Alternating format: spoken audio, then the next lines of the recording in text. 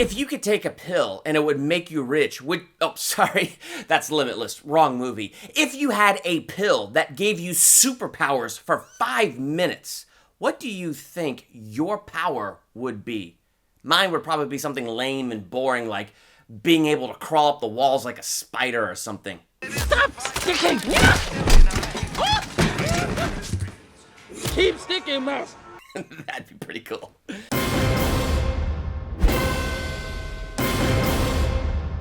Welcome to Durbania. I'm Durbin, and this is my spoiler-free review for Project Power, a Netflix original film with an awesome premise like taking a pill and having a superpower for 5 minutes, or you might overcharge and die, but you might live and have a superpower for 5 minutes.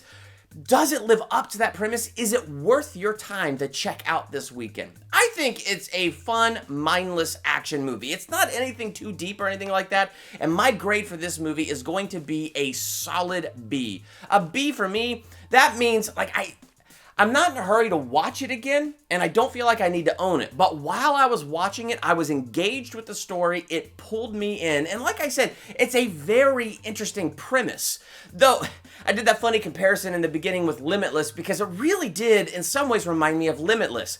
You have a pill that lasts for 24 hours. Bradley Cooper takes it, and he, can learn anything and everything. You know, his brain is now limitless. And I feel like that story was just a lot better. Like, it was much more engaging than this story. I feel like Limitless went a little bit deeper and kind of pulled you in that way. This one doesn't pull you in by going deeper. It just pulls you in with the mindless action. And comparing this to The Old Guard that came out earlier this summer on Netflix, I would definitely pick The Old Guard over this. It has that similar feel, that supernatural superpower feel to it. Lots of great action, but I was more engaged with The Old Guard because the characters drew me in more. Like, their stories were compelling, and it drew me into their characters, into what was going on more than what this movie did. One of the best things about the mindless action in this is the sound design in the action. Like, the musical score during some of the fight scenes I thought was really cool, and that worked really well for me.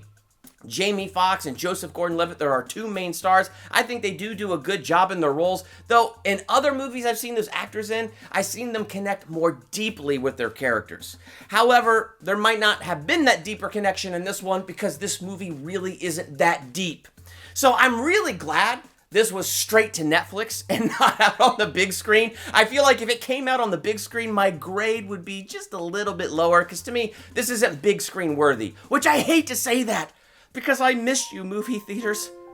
I miss you with all of my heart. But this movie is perfect for what it was, as a Netflix original movie. So this weekend, if you're just looking to kick back with something where you don't have to think too much, but you really want to see the really cool action, a little bit of superpowers with that premise, you know what? This is a fun movie to check out this weekend, and that's just kind of where I'm at with it. So for me, solid B. Now, what did you think of this movie? Would you go with a solid B, or would you go higher, or would you go lower? Let me know in the comments. And while you're doing that, what superpower would you like to have for 5 minutes? Let's talk about that. I think I'd like to be, invincible like Superman. No, super speed like the Flash. No, I don't even know. What would you like for 5 minutes? Let's talk about that in the comments. While you're there, hit that subscribe button to become a Durbanian. Hit the bell by the subscribe button so you're notified for my next movie review, ranking video, theological analysis, or anything else I do here. I'm Durbin. Thanks for checking out Durbania.